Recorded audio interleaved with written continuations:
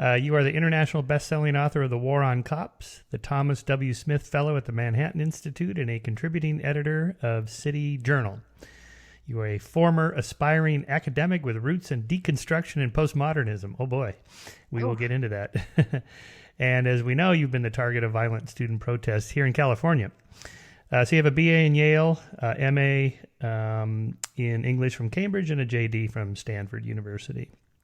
And so the new book that we're here to talk about is, give it the show at the proper cover here, beautiful cover, The Diversity Delusion, How Race and Gender Pandering Corrupt the University and Undermine Our Culture. You got some nice blurbs from Steve Pinker and Jordan Peterson and Christina Hoff Summers, Shelby Steele, Charles Murray, and so on. Very good. So I think my entree into this, although I should note your other previous books, I mentioned The War on Cops. That's the one that really put you on the cultural war map.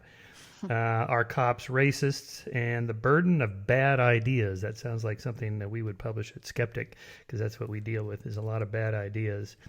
So I think my entree into this subject, I'll do the same thing I did with Jonathan Haidt, which is because he has a book, The Coddling of the American Mind, as you know, on a related topics, is that when I read your book, by the way, I listened to it on audio all the way through, the unabridged, and the reading is quite good. How was it good? It was good, yeah. Though I would have preferred you read the whole thing. You read the intro, because I like to hear the author's actual voice, because the authors tend to know what they want to emphasize and how to pronounce certain words and names and so on. But in any case, that's all right.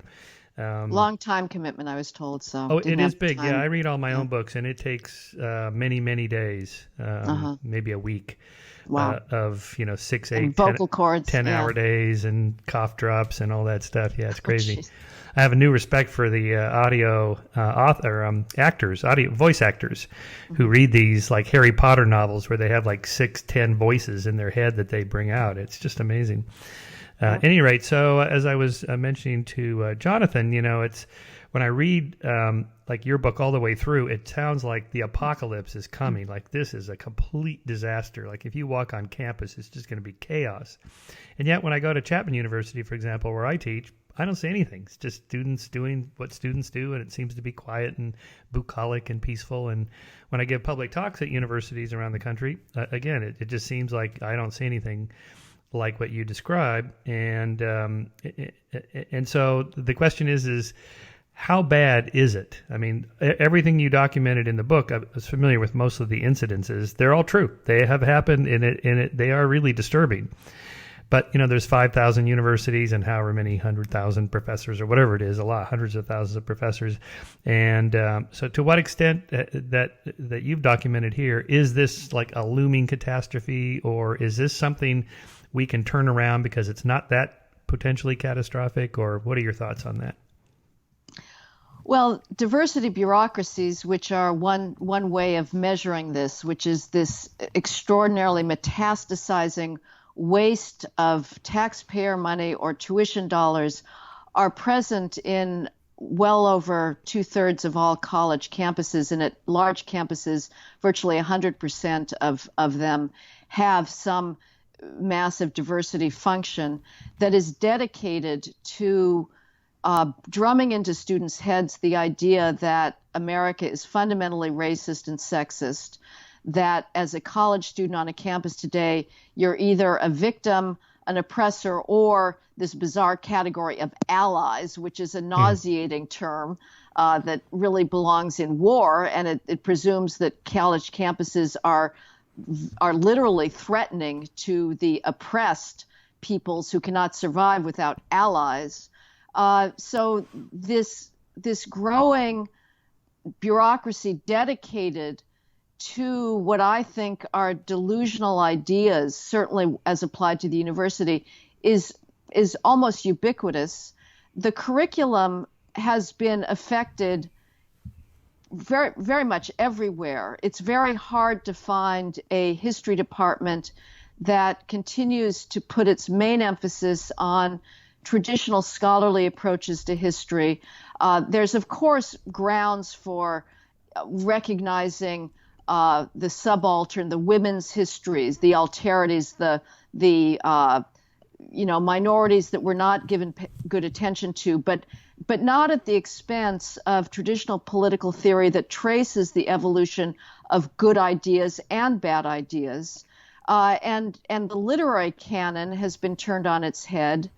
I'm sure there are professors out there who are willing to lead students with joy and gratitude towards the greatest expressions of human imagination and language in history. But all too often, Michael, it's done through the lens of identity politics, with apologies if the authors are white and male, telling students that they should be narcissists and only be interested in studying authors that match their own gonads and melanin. So I think on campuses, it's, from my experience, looking at catalogs, looking at the bureaucratic structure, it is pretty pervasive. And I would also say that the identity politics conceit is moving into the real world at a rapid and very worrisome rate.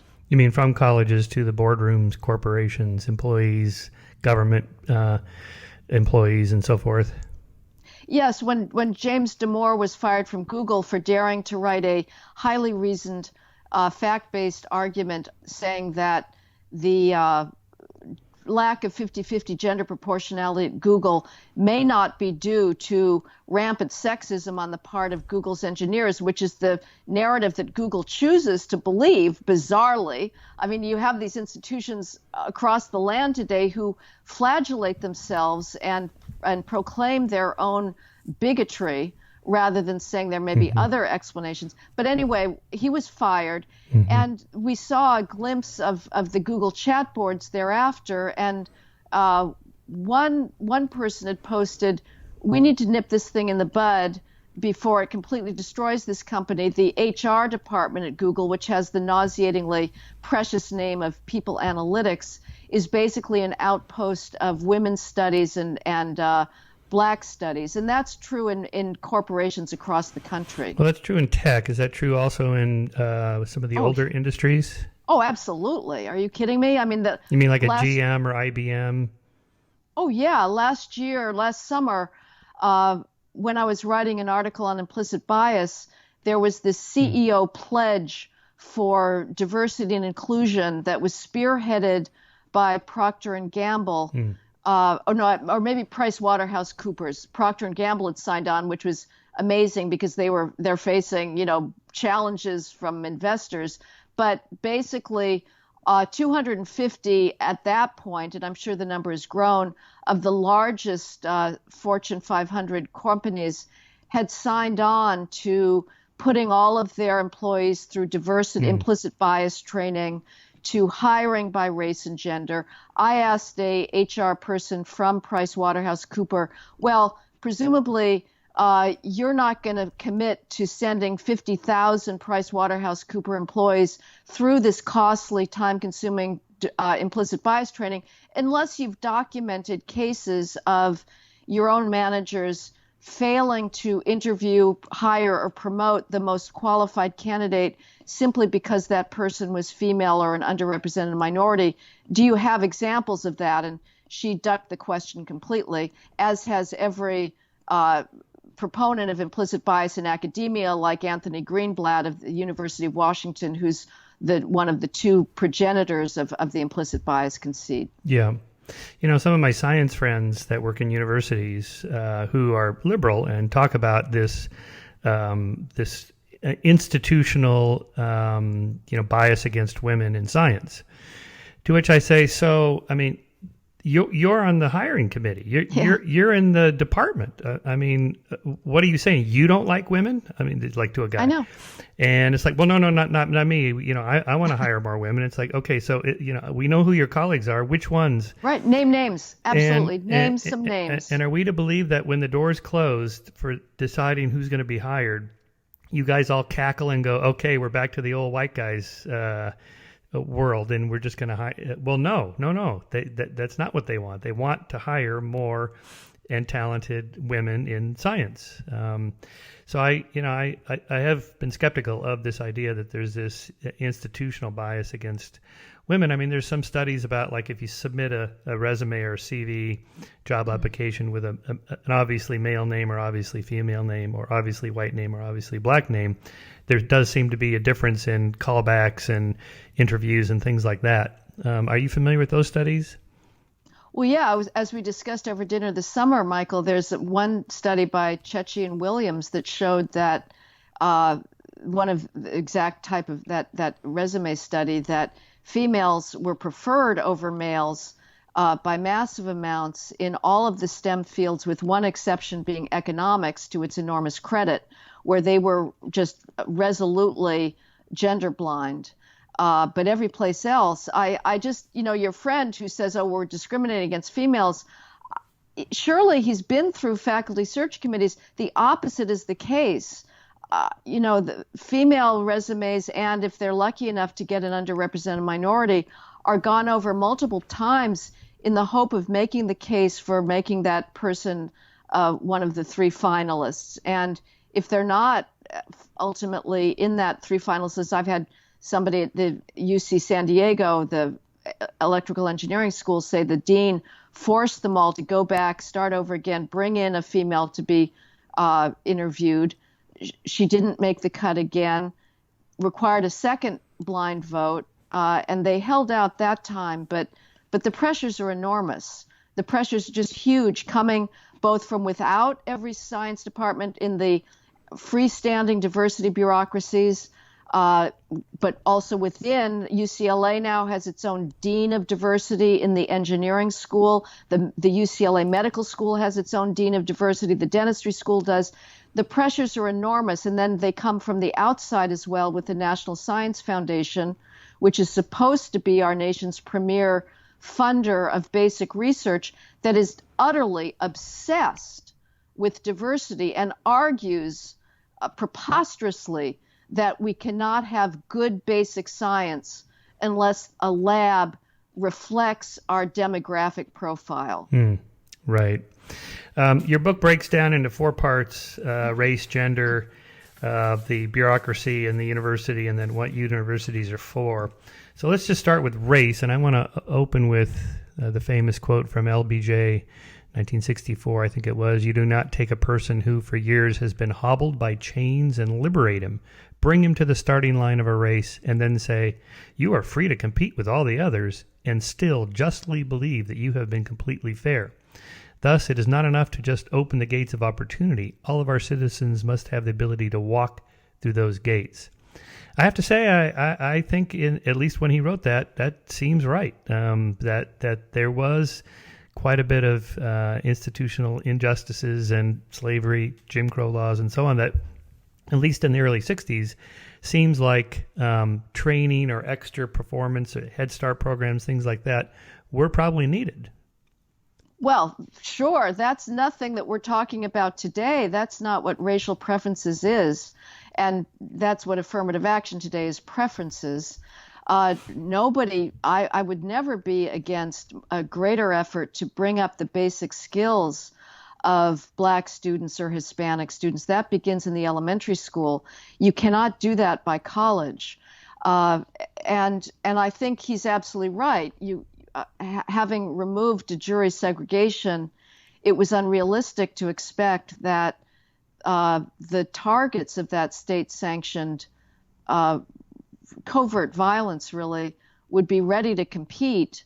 But I'm not sure that even back then I would have supported racial preferences the way we practice them today, because of the really pioneering idea of mismatch, which is something that Thomas Sowell intuited early on, and other thinkers, but has been most brought into empirical form by a UCLA law professor named Richard Sander, who notices that if you bring a student of any identity category into an academic environment for which he is not competitive, he's not going to learn as much. He's not going to do as well. And this is not a race issue. It's a gender issue as well. Let's say that MIT, in its drive for gender proportionality, admitted me to its freshman class, and I had a math SAT of 650 on an 800-point scale. And my peers admitted to MIT on a gender-blind basis had 800 SATs on average. Am I going to do well in that environment? I'm not, unless some miracle happens and all of a sudden I'm struck with advanced math skills that I didn't have when I applied. I'm likely to flounder in my freshman advanced calculus class and probably come to the conclusion that the track that I was headed for is not for me, and I'll probably switch majors. That's what happens with so-called beneficiaries of racial preferences as well. It's documented over and over again. Remarkably, one of the better studies that's come out by Peter Arcidicchiano, who's an economist at Duke, he looked at Duke's very good database that they'd been collecting for decades of science and race. And he found that a vast majority of black male admits to Duke, about 71% of those black male admits intend to major in a hard science, more than the proportion of white male admits to Duke who intend to major in a hard science. But by the end of their 4 years, the number of black males who graduate in a hard science field is down by about 75%. Why? Because there are about 2 standard deviations in the math qualifications of black males who were admitted to Duke compared to their white counterparts.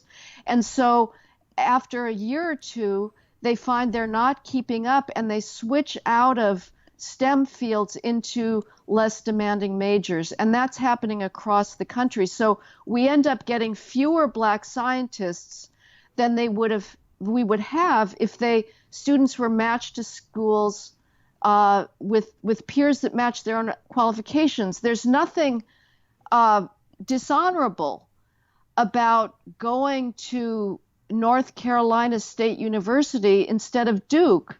What is really remarkable about this whole racial preferences debate is the obnoxious elitism and condescension on the part of the elite universities who put themselves forward as the only possible path to success for students. I'm not sure that's what they're doing. I think they're under pressure, like everybody else, to appear to have a more equitable and just and fair student body. And so I don't know if it's elitism so much as, well, we want to get our numbers up too.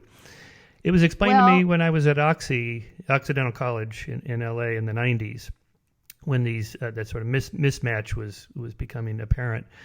And I asked about that, and they said, well, it will take several generations for minorities to catch up. And so we need to have these preferences so that these kids, when they become college students, will then move up the ranks a little bit more and so on. And that sort of starting with Lyndon Johnson's 64 statement, maybe it's going to take a century to catch up. I think that's the goal, right? Is to blacks should be in the sciences just as much as whites. If it's not now, then it'll be the next generation or the next generation. How do we get there? I think that's probably the goal.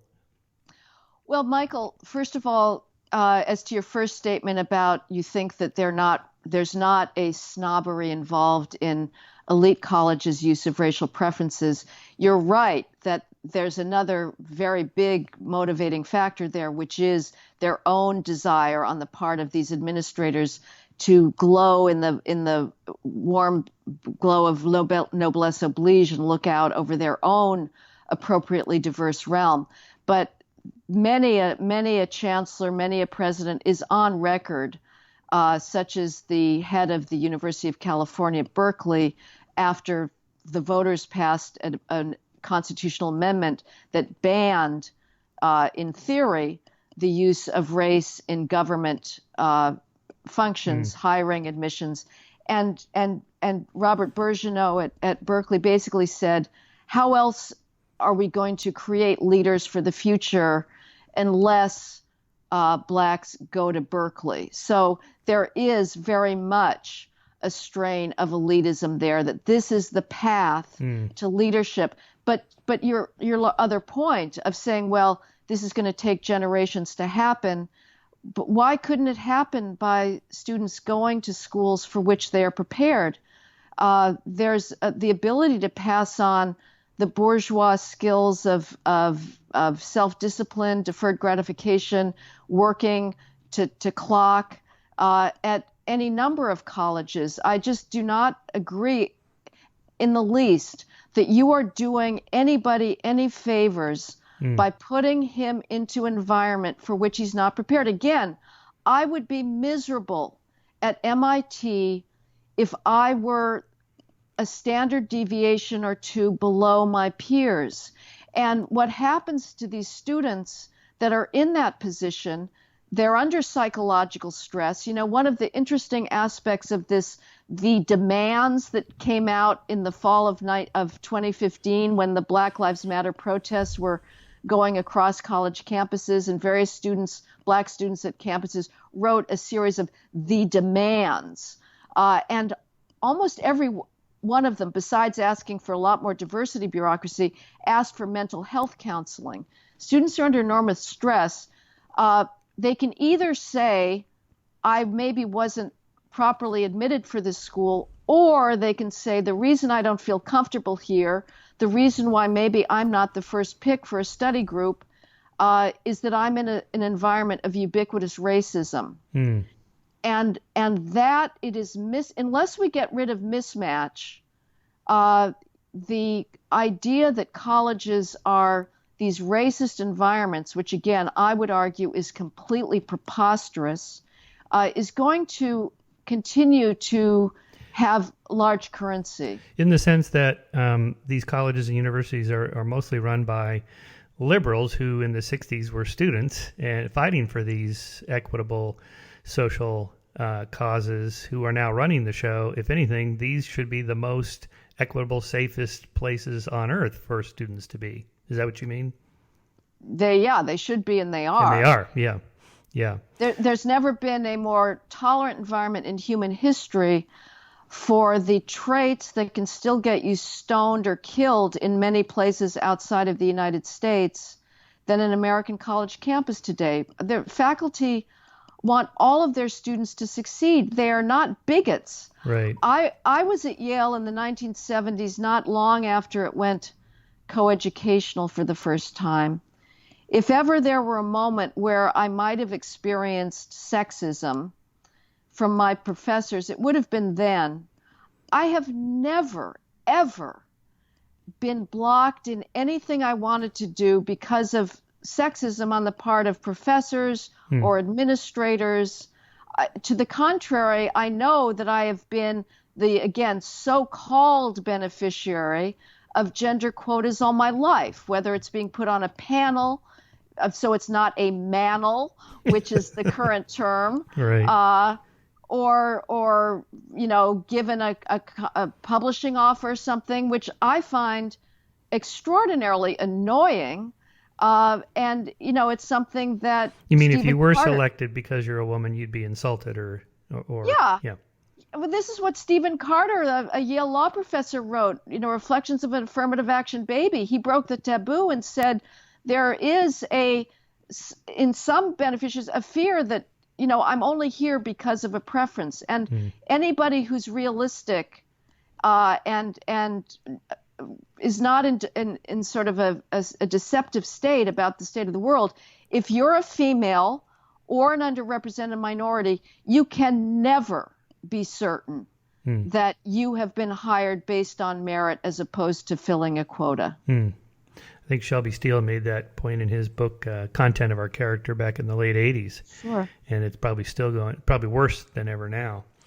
But back, just I want to ask you about affirmative action. You have affirmative disaster title in your chapter title in your book. But are you willing to concede or say that it was a good idea at the time, back in the 60s, to kind of try to catch up? Again, bring the guy to the start race and expect him to sprint like everybody else when he hasn't been trained. that at least it's a kind of a start, or was it a bad idea from the beginning because of how it was implemented? In other words, how do we get a more just and fair, equitable society?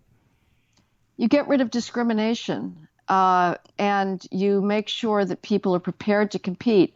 But allowing somebody into, whether it's a workplace or a university or an education, a classroom, who is not competitive, it's not a way to break down stereotypes, The situation seems the opposite.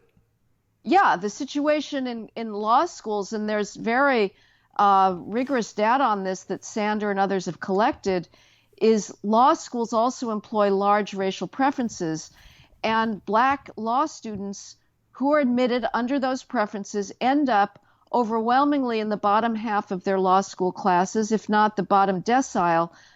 Noticing this is what got Amy Wax, a University of Pennsylvania law professor, into so much trouble and removed from any first-year teaching of her civil procedure class. So you are reaffirming racial stereotypes. The racial separatism that we've seen for decades now on college campuses, and a big diversity advocate wrote a book, Why Are All the Black Kids Sitting Together in the Cafeteria? Mm-hmm. Well, one reason is, again, they're not academically competitive, and so they tend to huddle and demand the separate dorms where they can, feel power. And amazingly, a UCLA report on academic professorial diversity in the STEM fields from 2015, written by some diversity functionaries there, actually acknowledged that the acting white syndrome that unfortunately poisons a lot of academic effort on the part of Blacks and Hispanics, that to try and compete academically, to study hard, is to be seen as acting white, and therefore it's a sellout to your race. She basically admitted that that was sort of a function of preferences, and that Black students opted out in order to feel safe by rejecting competition as a personal value. Yeah, I just wrote a column for Scientific American. I titled it "Dreams Deferred," and I open with Dr. King's famous "I Have a Dream" speech that, one day my 4 little children will live in a nation where they will not be judged by the color of their skin, but by the content of their character. And it seems to me identity politics and intersectionality theory both do just the opposite. They're saying, no, we have to judge everybody, and not just by race, but by, and then here's the expanded categories of gender identity, sexual orientation, class, religion, ethnicity, language, dialect, education, generation, occupation, political party, disability, marital status, veteran status, and more. So now it seems like we're being pushed into everybody has to be in some box that we can assess them by the category instead of who they are individually. And then you have the added one with the intersectionality theory. Everybody's on a particular spectrum, male to female, and race, your skin color, as you call it, gonads, and race, and then all the other ones, what your socioeconomic class and religion and so on. So that to me is just the opposite. We are deferring Dr. King's dream of just removing all these prejudices by, in fact, cataloging everybody everybody has to be in some category. And this leads to the problem you identify in your book of just balkanizing everybody on a college campus or in a corporation as to, the enemy or an ally. Mm-hmm. And then therefore this is kind of an increase in tribalism. Unfortunately, our brains are evolved to put everybody into a category of like us or not like us.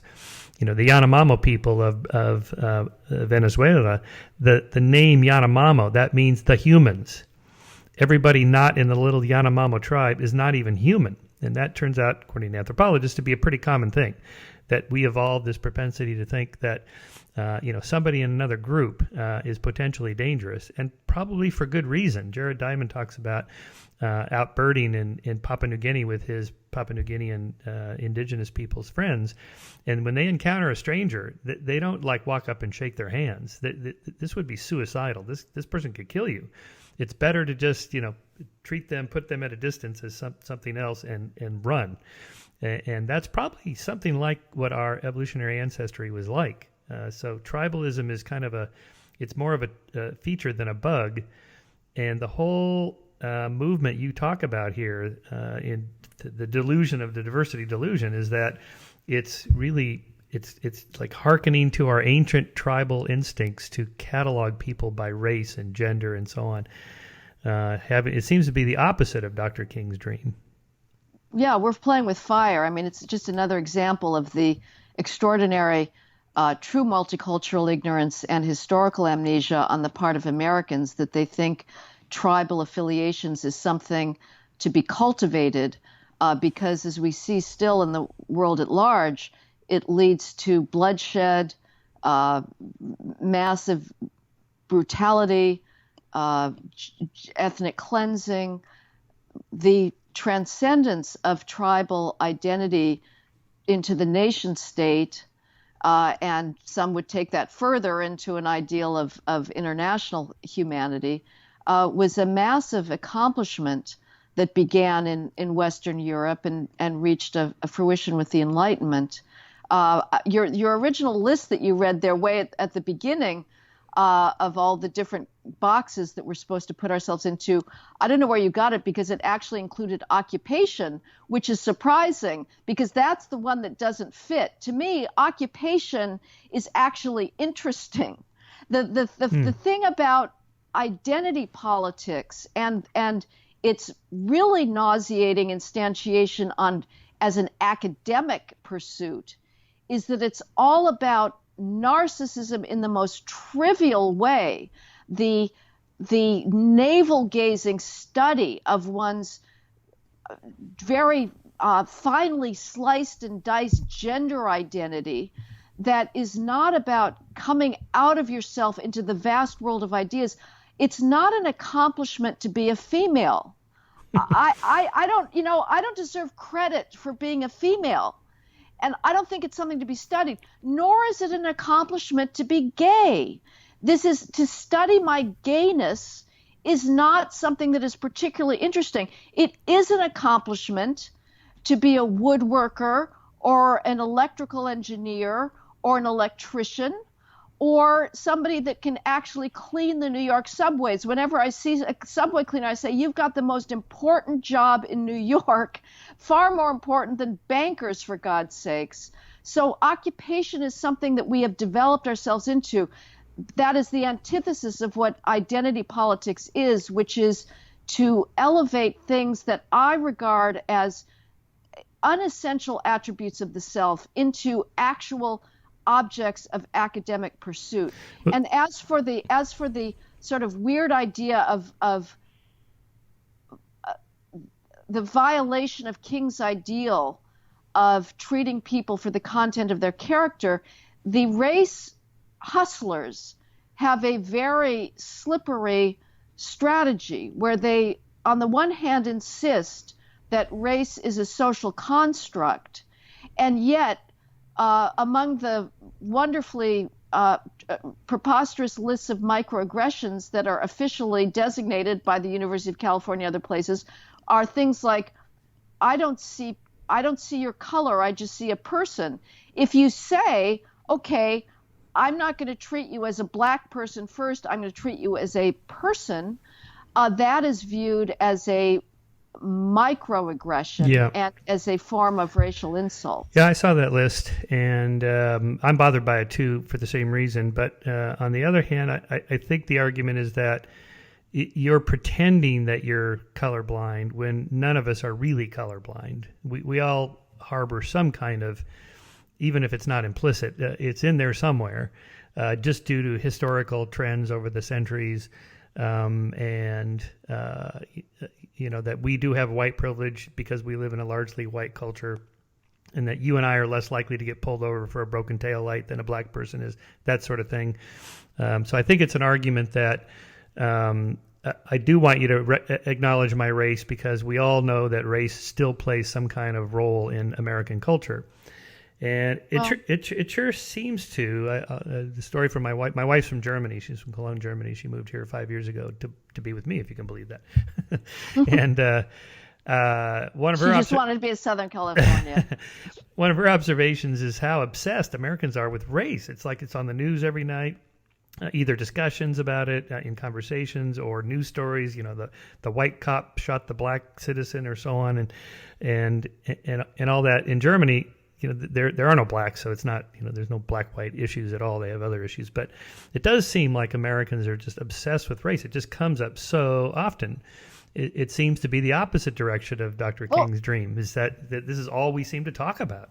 Well, whose fault is that? I mean, again, it's when I go to the Midwest, or even when I go to a college campus, I see a country that is ready to be post-racial. I really think people don't want to talk about it all the time. It's the CNNs, it's the MSNBCs, it's the sociology departments, it's the criminology departments that are putting everything in terms of race. So this is not some sort of naturally occurring phenomenon in America. It is the product of the race industry that has a very large stake into making this the central facet of American discourse. And I don't know if you want to get into white privilege. I mean, it exists to a certain extent, but there's also some actual facts out there that lie behind the different experiences that different groups may have.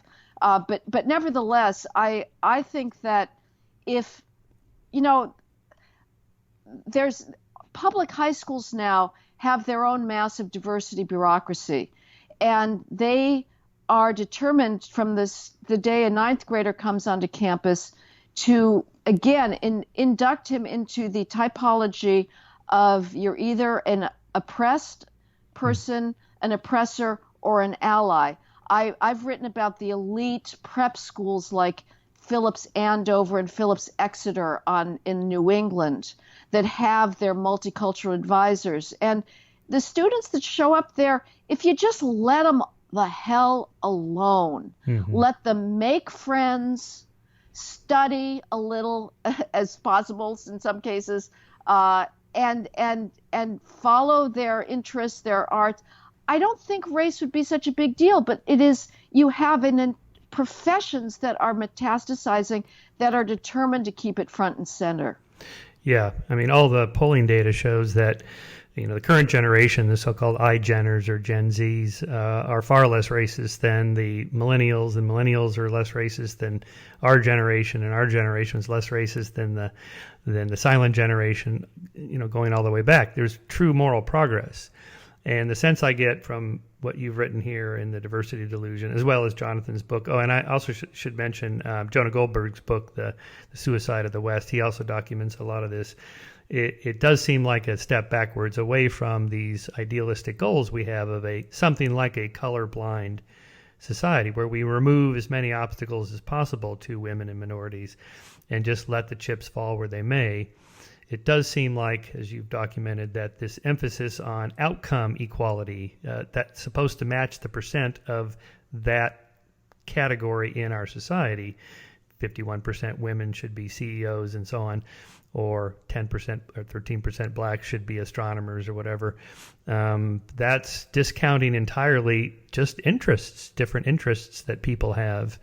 Or Pinker makes the point that maybe this was Jordan Peterson, actually, that to become a CEO of a corporation, you have to be willing and interested in working 80 hours a week for most of your life and having no social, personal life, next to none, having almost no time with your kids and so on. And it's not just that women don't want that. Most people don't want that. It's like, why can't why can't there be more women mathematicians at Caltech? Almost nobody can be a mathematician at Caltech of any category. Only a few can make it, and so it seems to be focusing on one variable, kinds we've been talking about, leaving out all the other factors, personality and temperament and preferences and interests that people have. Yeah, that is one of the fundamental ideas of the diversity delusion, that any lack of proportionality in any institution is by definition a result of discrimination, that absent discrimination, we would have complete demographic proportionality in every institution. And it leaves out, as you say, the fact that when we're talking about sex, that males and females differ greatly in their average psychological dispositions. Again, we're talking about the distribution here, as Damore himself pointed out. It doesn't apply to any individual. You cannot make any assumptions about an individual based on what the average distribution is. But on average, when you've got a large population of males and females, the average is that the females are going to gravitate more towards relational, hands-on, human-centered work, and males, on average, will be more attracted to abstract work, ideas-centered. And so to expect that you're going to have 50-50 males, females in that computer science lab at 2 a.m. with the cold pizza is just not realistic. That's not even addressing the distribution of high-end math skills. According to a recent study in Intelligence magazine, when you look at the 0.01% of the highest end math skills, males outnumber females by 2.5 to 1. Those are the ranges we're talking about when you're looking at physics departments and math departments. So this is extremely taboo to talk about. But why is it not taboo in the other direction? So in psychology, for example, it's like 3/4 of the graduate degrees are by women. And biology, I think it's like 60-40. Marine biology might be 70-30. Right. You know, what are these professions that hate men? Yeah, it's a complete double standard. And I thought you were going to say, why is it not proportionally opposite direction, that the majority of math dummies, I mean, the real math idiots are also male. Yep. And as far as like other social dysfunctions, criminality, nobody worries about the fact that the vast majority of people in America's prisons are male. That's viewed as understandable. And we don't say that there's massive anti-male bias in the criminal justice system. We assume that it's behavior and criminality that is putting people there. But when it comes to race, we have a completely different story. Right. Yeah, I think it was Pinker that said the number one predictor of violence is maleness. Yeah, well, Me Too would say that too, probably. But I think. Well, so that's your second section on gender. The first thing I ever read of yours was on the campus rape myth. It's a great story that opens with the rape counselor sitting there with an empty room waiting for these women students to come pouring in. If 1 out of 5 or 1 out of 4 women are going to be raped in college, this is millions of women should be pouring into these rape centers, and they're not. So walk us through how that meme got started. This 1 in 5 or 1 in 4 meme of college-age women will be raped sometime in their 4-year stint at a university.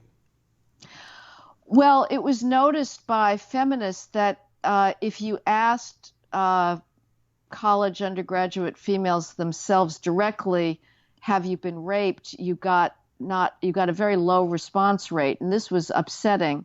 So a researcher, Mary Koss, came up with a survey instrument that went about it differently. Instead of asking females only directly, "Have you been raped?" It broke down the elements of different sexual assaults into pieces and asked them, "Have you experienced this?" The survey instrument was ambiguous, but she found that sort of slicing and dicing it that way, she was able to come up with a much higher number. But when you ask the people who she had categorized as rape victims, again, directly, "Have you been raped?" She found that 71% of the respondents said no, they hadn't, even though she characterized them as rape victims. And 43% of those whom she characterized as rape victims, went on to have sex again with their alleged rapist. Now, I would submit that anybody who has actually been raped, that is the most traumatic experience that a woman can go through short of being murdered, would not voluntarily have sex again with her rapist. So, but this method for doing campus rape surveys has taken on, and that's what they're all based on this now, and they all again show the same disparity. If you ask them also, did you find your experience serious enough to be reported?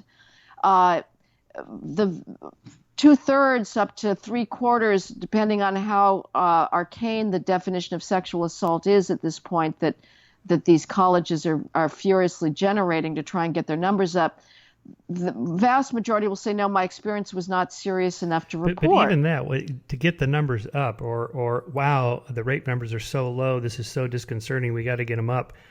That's just that's insane. I mean, why would you not be happy if you found out that the rates of violence against women is super low? We should be celebrating that.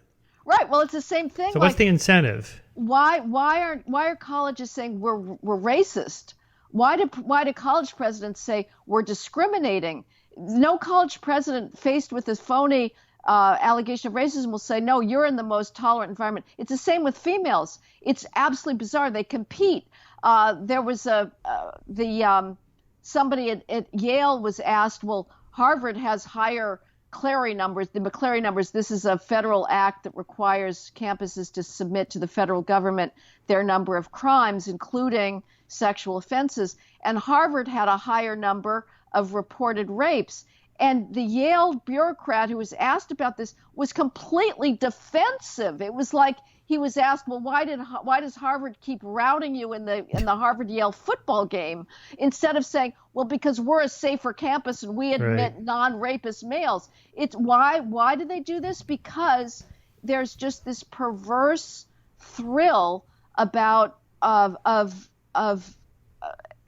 being an instantiation of the diversity delusion that we live in a fundamentally, or college campuses are fundamentally racist and sexist places, because it allows the bureaucrats to expand their realm, to have even more Title IX bureaucrats, even more campus safe spaces and whatnot. And because to deny it would be to run afoul of the feminists who say that we live in a rape culture.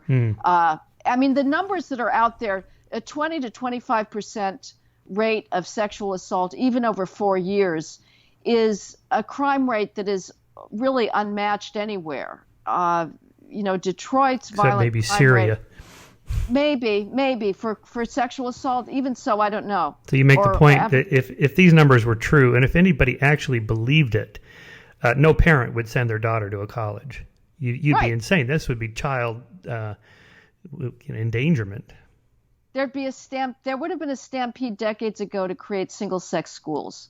No mother would send her child. If we're all supposed to be strong women together, there would be a pipeline of information saying, stay away. The opposite is the case. The stampede of females in trying to get into college grows more and more frenzied each year. So either females are really stupid and they are like lambs to slaughter, and they're not being strong women together, or not informing them that to the girls who are not yet in, saying don't come here because you're going to be raped, or the rape epidemic doesn't exist. Yeah, I was in college in 72 to 76. I went to Pepperdine University, which is a Church of Christ school. It's apparently a little more liberal now, but at the time we weren't even allowed in a female's dorm room ever. And you were only allowed in the sort of the antechamber there, the kind of the commons areas, until a certain time. I think it was 8 o'clock, and then we had to leave. And I remember at the time thinking, boy, this is a little more. I wouldn't have used the term in loco parentis, but I felt like at the time it was a little overbearing. And I'm an individual and I'm autonomous. But in reflection, I think it's probably good. we're all so hormoned up and ready to, jump on everything that moves, when you're when you're 20. And I remember I had a dorm mate, who we were all Christians, it was a Christian school. And he used to pray, he used to pray to, Wow. to have sex because he said he could not witness for Jesus effectively when he was so distracted by these sexual thoughts. And I thought, oh boy, that seems a little far, that God's going to grant you free sex just so you can save more people for Jesus. But the idea, I thought he was going to pray to be able to control himself. no. That's an odd choice. He needed a outlet other than the traditional one that we used. But this gets to your point of these sort of bourgeois values or Enlightenment, I don't know what, Christian conservative values. Not in your case, you're a secular conservative. So conservative values that, law and order, rules, these were all set down in a way to control our inner demons. This is Hobbes's argument for the Leviathan, which I think goes too far, but that, without rules, we're in a state of nature. It's just, we're just Darwinian and Hobbesian, just like Westwood. Everybody just wants to fight and fuck. And, that we need these kind of controls. And I think there's probably some truth to that. Well, I would be more specific than that. I certainly agree with your general Hobbesian view for civil society, but when it comes to relationship between the sexes, there's a much more specific set of norms that I think we have recklessly cast overboard. And those are the norms that recognize the very profound differences between the male and female libidos. Most females, I would count myself among them, are just clueless about the male libido. They do not understand that males are hungry and that they are looking at females almost inevitably through a sexual lens. And there's nothing wrong with that. It's evolutionary, baked in. But, we're all supposed to avoid slut shaming, but there is absolute truth to the fact that if you dress a certain way, you are going to be sending a signal. And to demand that signal be ignored is utterly hypocritical. The key norms that recognize these differences between the male and female libido, as well as the differences between how men and women respond to sex. Females produce hormones after sexual intercourse that lead to the desire for bonding and emotional connection. Males do not. Males are far more able, and again, of course, we're talking about averages here, and there's exceptions. There's females who are able to be as wildly promiscuous without any regrets as males are, and of course, there's males who feel as a pang of connection and desire and longing after sex as there are for females. But by and large, on average, they have different responses to sex.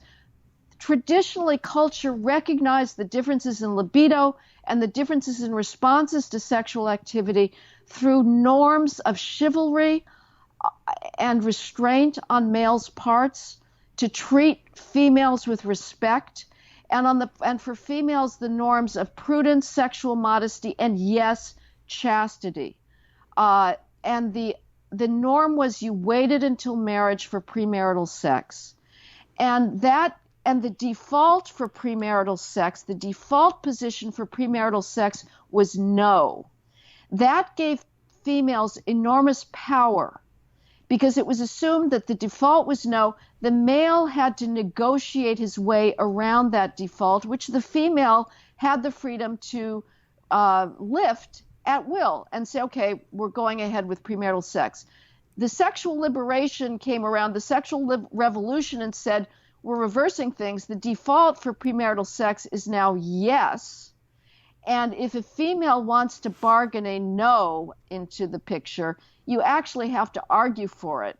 And there's plenty of females on record, including the New York Times recently named gender editor, because the Times is so au courant in the Me Too movement that they now have an entire gender desk.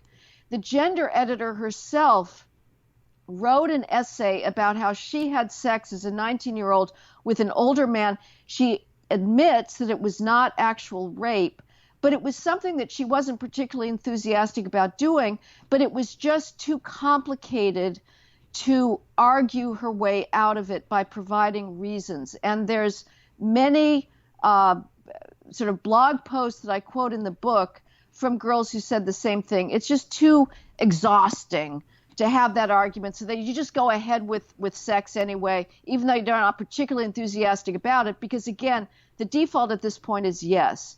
And that puts females in a difficult position. It's part of what we're seeing with this drunken hookup culture, which is actually the reality behind what is known as the rape culture on campus. So the new campus bureaucracy you document of monitoring students' every sexual move, this is different from what there was, say, in the 50s. How is it different?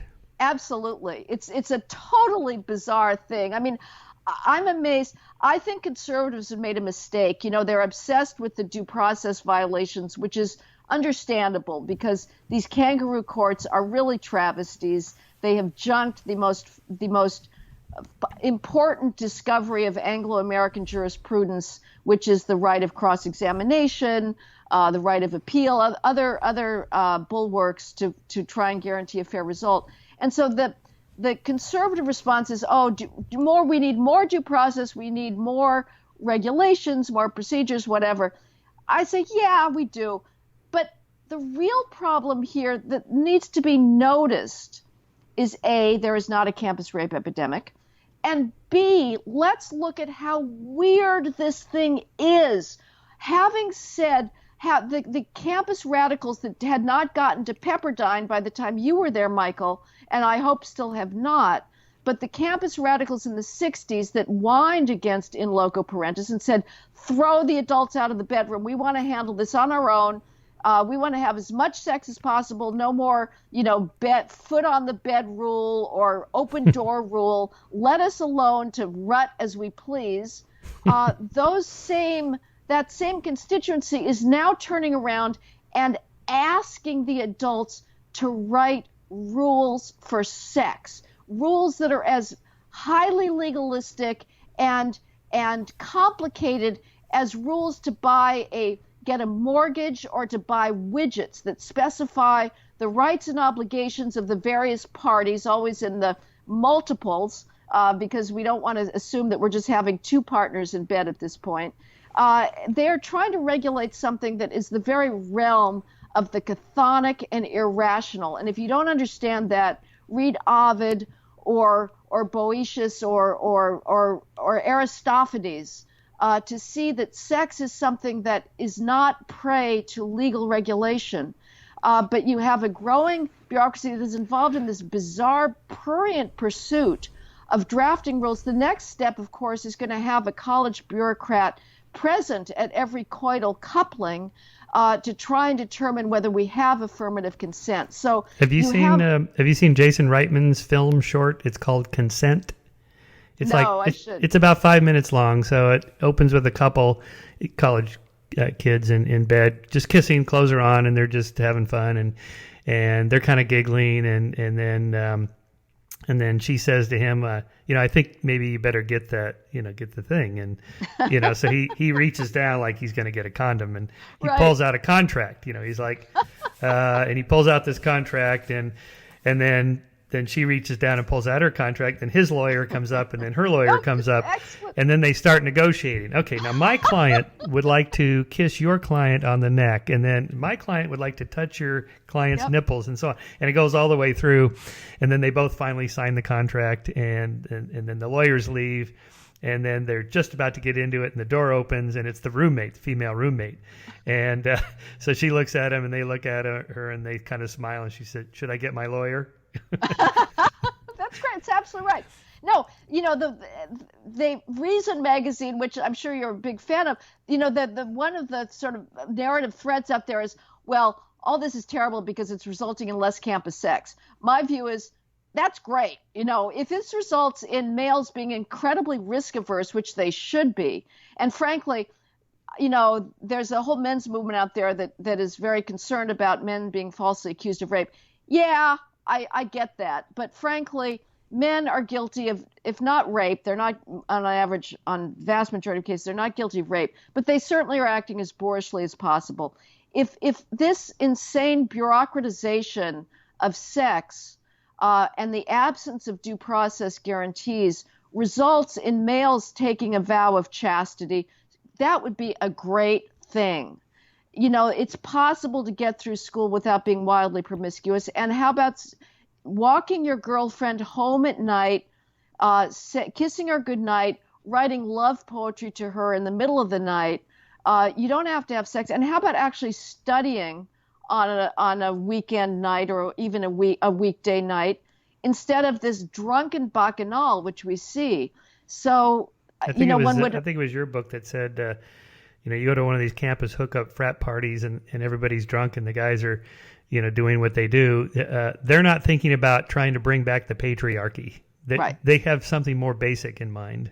Yeah, the feminists are determined to see that sexual harassment is a political act, and it's all about maintaining the patriarchy. It really isn't. It's really about sex. What about someone like Harvey Weinstein? Is it that people like that use power to get sex, or to what extent is power in the formula?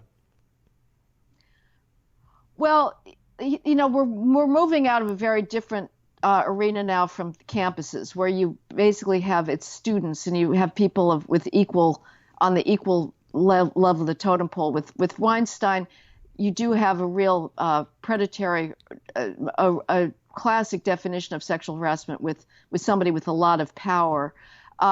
But isn't that what feminists are talking about? That's the kind of power.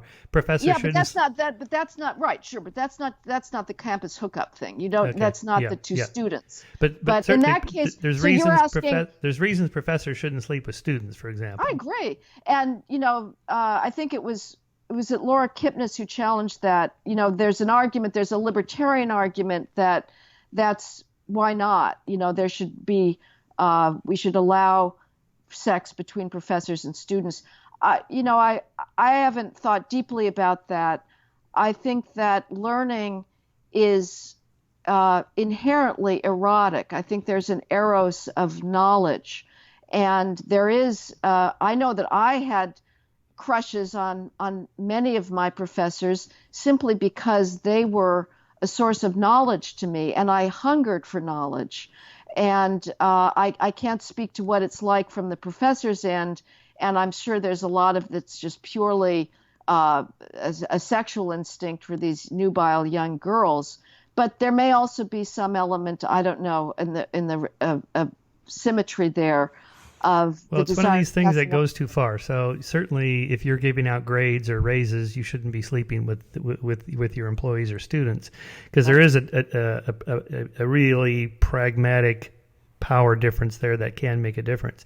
But then you start extending that out. Like rock stars should not sleep with their fans because they have more power because they're celebrities, or something like that. And then you'd end up with this insane bureaucracy of monitoring everybody who has any kind of power differential of any kind. I remember one of Christopher Hitchens' funnier lines was, "Once you've mastered the pen and the podium, you never have to dine or sleep alone." Funny.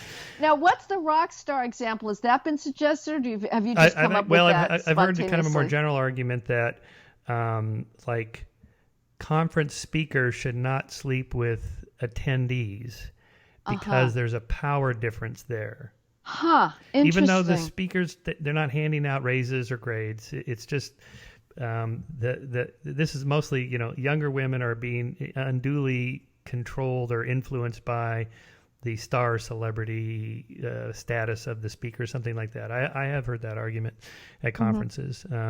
Anyway. Interesting. Well, it's what we're seeing is the reintroduction of Victorian values, which I'm not necessarily against, but let's not have the feminists do it because they purport to be the scourges of the Victorian chivalric ethos. In the case of, say, a conference organizer sleeping with female participants, you're basically putting the onus of that, avoiding that relationship on the part of the male. But why not females saying, I'm not going to do this? Why should it be only up to the male to say, I'm going to protect your innocence? So I would say in a situation like that, if the female doesn't feels like she would be exploited and doesn't want to be exploited, you don't have to sleep with that guy. Yeah, it's an In those agency cases, question. That's the point you make, that in the drunken hookups, why is it the guy that's responsible for how much the women drink? right, That's like a right, 1950s thing, like a Sinatra song or like a Rat Pack kind of thing. We have to yeah. protect these poor women who are too weak to control their liquor. Yeah, although, there's that wonderful song about, it's getting late and there's the seduction going on through the snowstorm, where you do feel the male erotic drive. On the other hand, you also feel there is somewhat of a distribution of power there because, again, the female has a lot of power too. And the other thing that I find just hilarious about the feminist movement is this idea that it's males who exclusively turn females into sex objects. I did say before that, yes, we are seen as sex objects and get used to it and be realistic about that. But females exploit that all the time. I mean, I don't know how many hundreds of billions of dollars the sex attractiveness industry is worldwide, if not, it's probably trillions. You mean makeup and Yeah, clothing? females are absolutely obsessed with making themselves sexually attractive, whether it's, false eyelashes, makeup, breast enhancement surgery, you name it. I mean, look at women's magazines. That's all what it's about. This is not something that is forced upon females against their will. They are going to exploit their sexual power to the extent that they can. Right. So what is the purpose of a university? You've gone through all the bureaucracy, your final sections on the purpose of a university. What's wrong with reading Howard Zinn's The People's History of the United States? Or I read Bury My Heart at Wounded Knee when I was in the 70s, and I think that's when that book came out. And it did give me a perspective like, wow, I never thought of the history of the United States from the perspective of Native Americans. That's a good perspective to take, to at least have an understanding of that. Without shelling out getting rid of all the canon classics, why can't we add some extras? Is it time limitation? You have to make choices of what's in the canon and what's not? Well, in the case of historical documents, I guess if Zinn I've never read him, so I certainly know of him.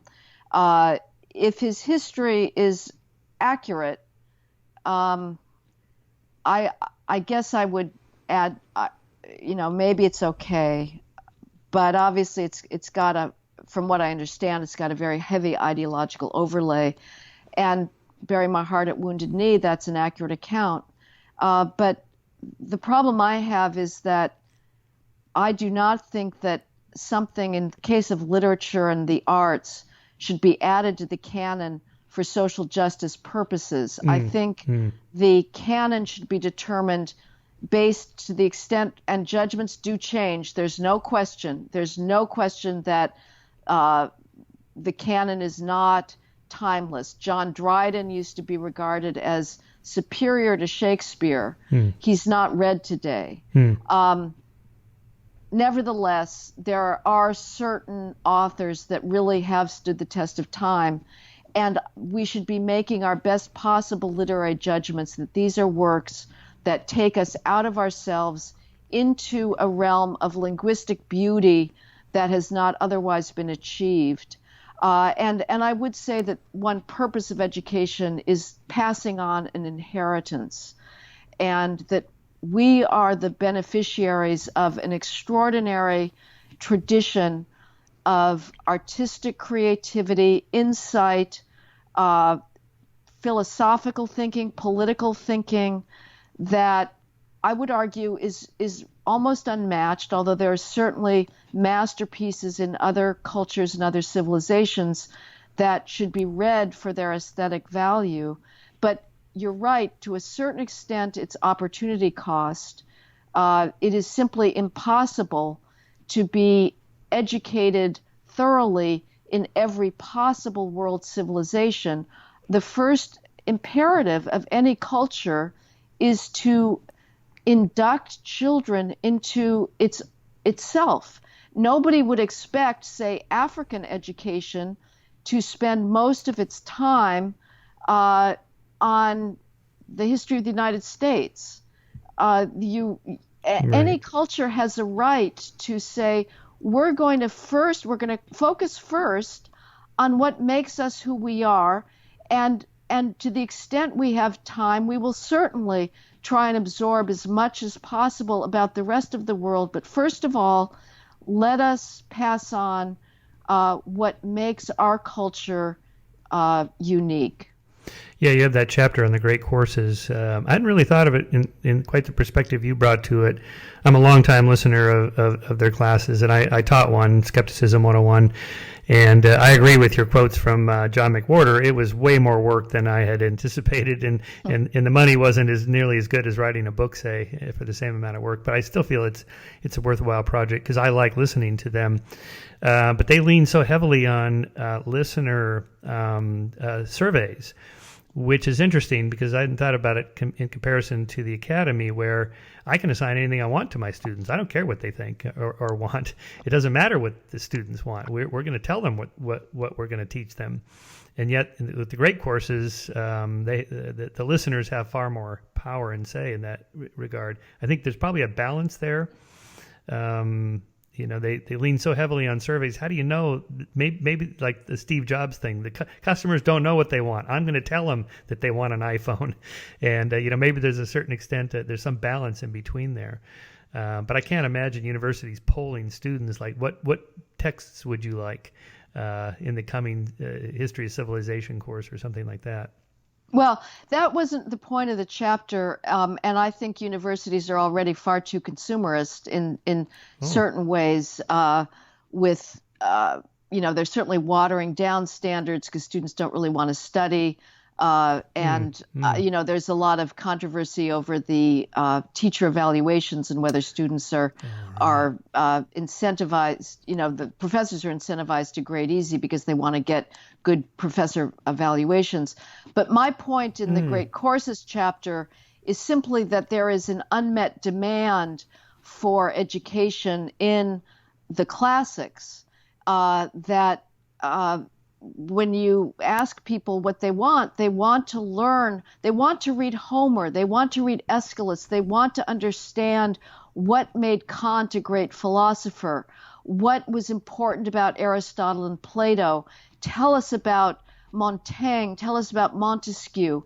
That is a demand, and it exists in college students as well. It's not being met because you have now the faculty that has been completely colonized by identity theorists that are interested in promoting the diversity ideology of ubiquitous racism and sexism, and the idea that, again, to be female is somehow an accomplishment that we should have a whole field around. But, UCLA used to have one of the last remaining traditional English majors in the country that required all of its students to take one course in Chaucer, 2 in Shakespeare, and 1 in Milton.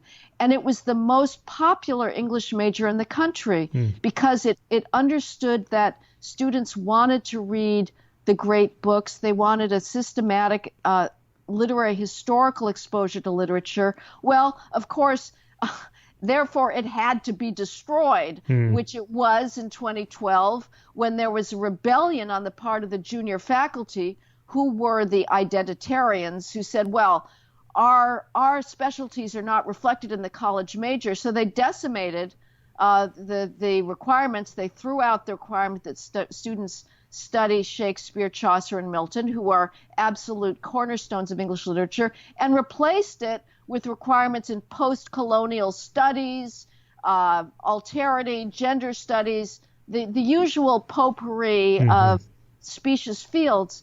And students, not surprisingly, are fleeing the humanities because they realize that they are more often than not simply ideological echo chambers. I got the whole set of the great books collection that Mortimer Adler put together back in really? Wow. I got them for free when I bought the Encyclopedia Britannica. If I bought the green leather-bound editions, they throw in the great books. It was, it was a sales incentive, so I bought them. They're impossible to read, though, right? It's got that little itsy-bitsy print. And yeah, it's pretty small. Yeah. But I still have them. They're just right over there on the bookshelf. And but I don't have the encyclopedia anymore. It just, it's just unnecessary now with the internet. Big, yeah. For a while, I shifted them over I stacked them up and put glass on them. It was a coffee table in my old house. And then it was like, what's the point?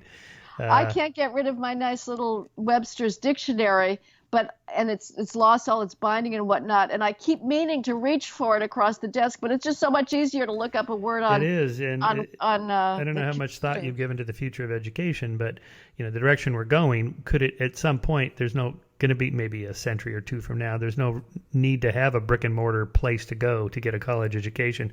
There'll be 100 great courses type companies competing to produce the best, highest quality courses, and the equivalent of audiobooks and that kind of thing. You can just consume it online or through your earpieces or in your car. In your self-driving Tesla cars, you have a video and you're just watching a college course. Well, that's been the hope. I mean, David Galertner at Yale, a computer scientist, he proposed several decades ago, that people who believe in traditional learning, the Western curriculum, create an online university. That was the promise of the MOOCs, that this would break up the monopoly of higher ed, but it hasn't happened yet. And for one reason, there's a book that I hope to write about in the near future by Brian Kaplan on Is Education Worth It, that I agree with in part, but have very, very strong reservations and objections to. But he does point out that most students don't go to college because they want to learn.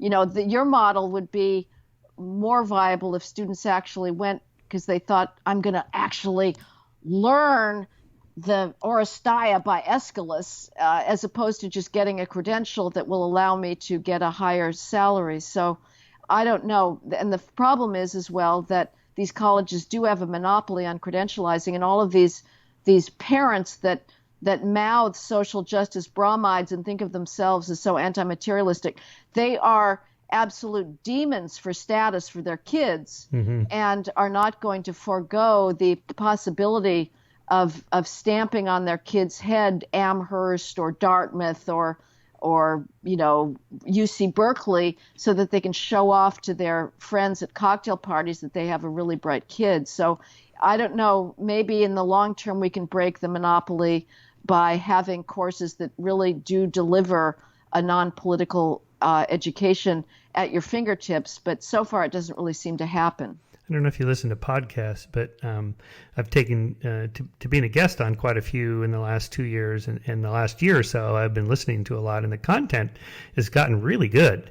First of all, the production value is increased because of technology like what we're doing here, but also like an hour, 2 hours, 3 hours spent discussing various topics with interesting people. Just yesterday I listened to Elon Musk on with Joe Rogan for 2.5 hours. And this is one of the most interesting people you'll ever hear, Elon Musk. And of course, it's all over. So they weren't stoned? Was he smoking this or not? was so funny. This was all over the news. The news media is so archaic. They don't even know what to call what that show was. It was some sort of web show. No, it's a podcast. Dude, Really? It's a podcast. You don't know the word. And they didn't even say it was the Joe Rogan Experience, the second biggest of all the, like 10 million followers. All right. So the people reporting this on the, like nightly news, they have a couple million followers. This guy has more followers than you have, and you don't even know what he's doing.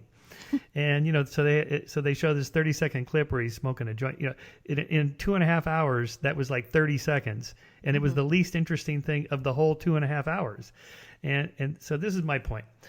It's a little bit like mainstream media. They have these short little reports, 2-3 minutes. You as an author, you were on some show the other day. You sent me the link to, and it's like 4 minutes and 7 seconds. How about an hour with Heather and just really get into it? Oh no, can't do that. Got a commercial break. Then we got 3 more guests and this. And I think there is a demand. The fact that these podcasts are so hugely popular, people really want to think about and listen to and talk about big, deep, important issues for a long time. No sound bites. Let's just dive right in and go for it. And I think there's a market for that. Yeah. Oh, so you think it can be monetized? Because obviously with the networks, they do feel like they need to break for commercials. So I don't know. But the monetization, I think people like Jordan Peterson and Sam Harris and others have figured this out. Joe Rogan, he's making millions a year, many millions. Wow. And Jordan Peterson, until he turned it off on his Patreon account, he was closing in $100,000 a month. A month. God. Yeah. Incredible. Good for him. Yeah. Well, so it's possible now. It may be a long tail. It may be a power law where 2% of the people get 98% of the money, something like that. But that could even out. That could spread out as more talent rises to the top and people get out of, say, mainstream media, news shows, and do more podcasts. I think the commercial support of shows will erode, and the kind of Patreon bottom up, everybody gives $1 or $5 a month or something to consume the content this person is producing. I think that value will increase. Well, I felt the same with sort of the supply side aspect when blogs came into existence. I was just astounded by how many really, really good writers there were out there that were not necessarily officially journalists. And it just revealed this upwelling of linguistic talent and thought that didn't have an outlet before. So the podcasts show that there's people, the talkers, but then that, as you say, that there's a demand side out there. So that's, it is very heartening. And, maybe we'll move back to the Lincoln Douglas debates where people have longer attention spans than we assume, which is obviously a counter narrative to what we're also hearing, which is the extraordinarily short attention spans on the part of younger generations that are used to the social media and their iPhones that can't read books. So I don't know which way that cuts in the long term. Yeah, well, I think like most of Joe's followers are younger people. I think they just need to be retrained or reminded it's okay to listen for 2 hours, and you don't have to bounce around between social media pages and so on. I do think I'm reasonably encouraged by this recent turn of things, and the mainstream media and those big shows that used to capture all the audience. I think they're losing power, and I think this is good. That no one person or any one source has all the power. People worry about corporations, a handful of corporations owning all the major media, CBS and ABC and so on. I'm not worried about it. There could be 100 podcasters that will replace them, or blogs, or like the e-zines, like Aeon, AEON, or Quillette. I don't know if you follow. Read it. Yeah. Sure. The quality of the writing is stunningly good. I mean, I feel as a writer, I'm thinking like, oh boy, I got to keep my game up and super sharp because there's a lot of good writers out there. Yeah, that's exactly right. So, Heather, let's wrap it up. We've been going almost an hour and a half here. So you kind of pull back at this is a test, yeah. Readers or watchers, let us know if you're still tuned in. That's right. Yeah, absolutely. Well, we've covered a lot. Oh, actually, there was something I did want to cover because you've written about affirmative action. You've written about affirmative action. I just want to take the slightly bigger picture on social spending. So here's a graph from Steve Pinker's book, Enlightenment Now, of this is social spending as a percent of GDP. Do I need to see this? Yeah, you've probably seen this. No, I got to put my glasses on. Sorry. So basically, it's the numbers in the early. It's just up. I just see it's up, right? Yeah. Yeah. Early part of the 20th century, it's down on in the bottom. Almost nobody has much spending on social spending. But all these countries now, starting in the 1930s, not just the United States. I mean, conservatives. Complain about too much, liberals not enough. It's always hovering around 20% of GDP, and the United States is we're kind of low. France, Italy, Germany, Greece, Sweden, Netherlands, and the UK are all higher than us, and we're higher than Canada. The percent of our GDP spent on social spending is higher than Canada. Anyway, Pinker's point here is that you can complain all you want. It just seems almost like a law of nature. It just kind of grinds along, and everybody does it, and he argues, say, for example, many of the programs indemnify citizens against misfortunes for which they can't or won't insure themselves, hence the euphemism social safety net. and assistance to the needy assuages the modern conscience, which cannot bear the thought of the little match girl freezing to death, Jean Valjean in prison for stealing bread to save a starving sister, or the Jodes burying Grandpa by the side of Route 66. And that social spending inoculates citizens against the appeal of communism and fascism. And some benefits, like universal education and public health, are public goods that accrue to everyone, not just direct beneficiaries. So don't we have a moral obligation to help people that can't help themselves, the mentally ill, alcoholics, physically disabled, poor people that just weren't lucky, like you and I were lucky, we're middle class, other people are not born so lucky. Isn't it better for all of us to have some social spending? Well, I don't know where this question is coming from. It's out of the blue. It has nothing to do with my book. No, I know, but I don't know. Are you playing devil's advocate? Because I understand you to be a sort of a libertarian. A little bit, yes, a little bit. I mean, well, I'll say I am conflicted about this. I don't know where this is coming from. I mean, we can have another discussion about how properly to structure welfare. I would say that you've given a description that is rather anodyne, that does not really account for what the criticism of the current one aspect of the welfare situation in the United States, which is something we tried to change a little bit with welfare reform in 1996, to reward single parenthood, which I think is an absolute catastrophe. I think the main driver of poverty in the United States today is out of wedlock child rearing.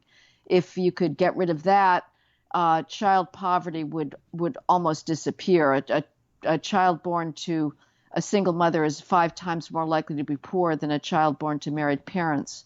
So it's not a question of insuring people against unforeseen catastrophes, of course, but I would argue that having children out of wedlock is not an unforeseen catastrophe. That is a something that is arriving. It is a choice. It is arriving in an entire culture of complicated norms and behaviors that has now normalized that, and that's a real problem. I mean, if we really want to talk about racial equality in this country, we are going to have to tackle the breakdown of the black family, which is now at about 73% of all children are born out of wedlock. When Daniel Patrick Moynihan wrote his unbelievably prescient report at 1965 at the request of Johnson, who said, give me an assessment of where civil rights movement is happening next, Moynihan said, civil rights progress is going to stall if the disintegration of the black family continues. Because you are creating a generation of boys who are growing up without fathers that are not learning those basic bourgeois values of self-discipline and deferred gratification. At that point, the black out of wedlock birth rate was 23%. 23%. That's what Moynihan thought was going to end further civil rights progress. It is now at 73%. The white out of birth rate is about a quarter. Nationally, it's about 45% when you factor in all groups. Asians out of wedlock birth rate is about 16%. I would say that's a large contributor to their extraordinary success. Yeah, one reason I bring it up is because you and I are both atheists, and we're not big fans of religion. But if religion, and I've always thought as a libertarian and classical liberal, one of the roles of religion is to take care of the poor, be the kind of privatized social safety net. But if religion is kind of falling into disuse, which it is, then who's going to do that? And what's the solution to these particular social problems? Now, Northern European countries have just tightened up the social safety net and have bigger governments. I'd rather not have bigger governments. I'd rather not have higher tax rates. But I'm conflicted about this because, as Pinker shows, it's like this is a trend that's happened everywhere in the Western world. Everybody's doing it. It's about 20% of GDP for social spending. For the most part, most countries think it's a good thing. And for the most part, it is a good thing to help people. But there's a lot of corruption and so on. But I guess a second angle would be, are there specific things we could do to tweak this particular problem and that one and this one and this one rather than the whole blanket thing. So, for example, how would you get people to not have children out of wedlock? Is this more birth control technologies, more education about birth control, or what is it? Well, on that question, I'd say what you have to do is revalorize fathers. You have to take on the feminist myth that strong women can do it all. We've simply lost any understanding of the fact that fathers are essential. On average, again, I'm not, I can anticipate the objections. I'm a single mother. I'm doing great. And of course, there are many single mothers that are doing great. But on average, the data is absolutely indisputable. Kids that grow up in single parent homes have a far greater likelihood of dropping out of school, becoming truant, getting involved in juvenile delinquency and crime later on, being poor. To lose the marriage norm is to lose the ability to civilize males, because you're not assuming that they will take responsibility for the children that they generate, and that's just it's terrible. So I think I don't think anybody in our culture today does not know how to use birth control. I don't think anybody does not have access to birth control. I think this is a behavioral choice. As to what you do about poverty without a church, or what we should do about poverty generally, and through much of the 20th century, there was a distinction that now is regarded as absolutely archaic and cruel, which was between the deserving and the undeserving poor. I write about this in my first book, The Burden of Bad Ideas. I have a historical study of the New York Times' 100 Neediest Cases, which is their annual Christmas charity appeal. And it's a stunning, studying the evolution of the 100 Neediest Cases over 100 years is just a mind-blowing demonstration of the evolution of how we have gone from a rhetoric of poverty that acknowledged personal responsibility and rewarded personal responsibility. Do we have frogs coming in? No, it's my dog. I see. He's thirsty. He's thirsty. He's got suction cup feet. Anyway,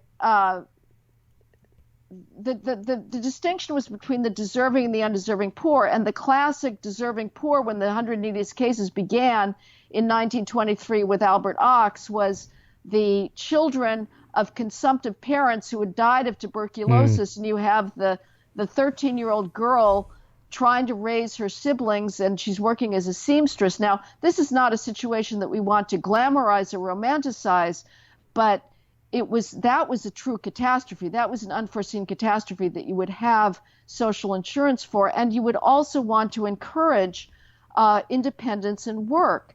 The undeserving poor in the traditional lexicon were people who refused to help themselves, that lived off of handouts and begging, and were involved in self-destructive behaviors like drugs and alcohol. Now, we want to help people get clean if they have an addiction, but to not make distinctions. Today, I would say in America, behavioral choices lie behind most poverty. It's not random. Right. It starts with being a single parent is a very difficult thing to be. It's a struggle. Forget the child, but just being that single parent is a very hard thing to do. The New York Times has a blind spot. Whenever they write about poverty, it will always be single mothers, rightly so, because that's the poverty profile in America today. But that fact will never be noticed per se. And there's other things that will help you on the way to being poor, such as not staying in school. William Galston, who was a domestic policy advisor to Bill Clinton, formulated the 3 simple things you can do rule to stay out of poverty. And they really are very simple. Graduate from high school. You don't have to go to college. Graduate from high school, work full-time at any job, and wait until you're married to have kids. 3/4 of all people who follow that rule are middle class. Violate those tenets and you'll likely end up poor. but these are behavioral choices. And I would say the central dividing line between liberals and conservatives, or progressives and conservatives, or left-wingers and right-wingers, is that the left will only talk about structural problems and refuses to look at behavior as a determinant of individual outcomes. The right looks at behavior, and the left would say the right is blind to structural determinants, whether it's racism or sexism. Frankly, I think that we err so much on the side of the structural explanations and have a taboo against acknowledging that people are making some really bad choices. And it's not just a race issue. You know, you had Charles Murray wrote an entire book called Coming Apart that looked only at whites and looked at the growing underclass white behavior of dropping out of school, joblessness, dropping out of work, single parenting. He didn't look at drug use. He should have. But again, these are behavioral choices. And to just talk about, oh, we need a bigger social safety net without addressing the root causes of poverty, I think is a mistake. Yep. I think the institutional argument would also include something like, if you're raised in a single parent home where you don't know anybody that finished high school or works a full-time job or gets married, you're not exposed to that. So that's kind of that blanket institution, you know, that we just take it for granted. Well, that's so obvious, those three things, anybody can do that. But if you've never even thought about that. Right. Well, schools can do that. And, you know, one of the real poisons that the Obama administration exacerbated, it was already in play, but this idea that school discipline is racist, the fact that we have a greater percentage of black students being suspended or expelled from schools must be because teachers are racist. This is ludicrous. There's no more left-wing profession in the country than teachers. Teacher ed school is one long marinade in social justice and white privilege theory. The fact is that black kids act out more in school. You have a black male teen homicide rate that is 10 times higher than white and Hispanic male teens combined. The idea that the type of social breakdown that leads to that exponential difference in violence does not show up in the classroom as well is crazy. You can ask any inner city teacher to describe the types of behaviors that he encounters regularly, and you're going to get something that is very far from the bourgeois norm. But the message went out from the Obama Ed Department that was already circulating in ed schools that if a school has a higher suspension rate for blacks, it's racist. And so now we've had a backlash against discipline, and you're keeping kids in the classroom who are disruptive, who are interfering, who are insubordinate, defying teachers' authority, sometimes violent. And it's destroying the opportunity of other kids to learn. And we're also sending a message that it's not your fault. Right. You know, blame racism. Don't control yourself. You're in a racist environment. And this is very, very destructive. Do you think there's time to turn the ship? If you were to look forward, not say to 2100, but just say the third decade of the 21st century here, do you think we can turn this around? Yeah, I mean, we can turn it around if we have the ideological will to do so. It's, again, the burden of bad ideas. This is all a set of bad ideas that have hurt our culture. And in the future, if we go along this path, we're also hurting our competitive edge. We didn't discuss the STEM fields, but the fact that they are now being overcome with race and gender quotas that are substituting for meritocracy. But if we go back to a colorblind ideal, having high expectations, not making excuses for people, sure, I think we can turn it around. And the great books are there to be read. We cannot let them die. It is our obligation to keep these works alive because we should be down on our knees in gratitude to be the recipients of such beauty and sublimity. Wow, that's a great statement to end it on. That's a beautiful way to say it. Heather Mac Donald, thank you so much. Thanks, Michael. Pleasure talking to you. All right. Bye-bye.